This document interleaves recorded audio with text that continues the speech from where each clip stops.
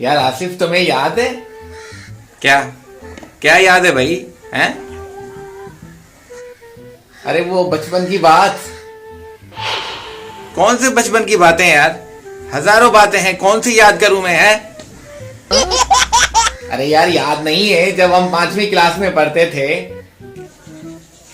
हाँ यार, जैसे सब पढ़ते हैं वैसे हम भी पढ़ते थे यार। इसमें नई बात कौन सी है यार? कुछ नई बात कर यार। अरे यार याद नहीं है 5वीं क्लास में जो लड़की हमारे साथ पढ़ा करती थी? लड़की? कौन सी लड़की? हाँ हाँ, याद आया।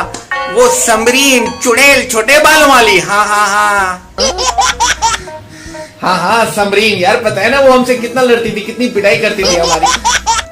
हाँ यार, अव्वल नंबर की लड़ाकू थी यार। एक दिन मुझे भी मारा उसने यार, कीड़े पड़े उसमें। अरे यार, इतना तो कभी अब्बा ने भी नहीं मारा होगा यार, मुझे भी मारा था उसने।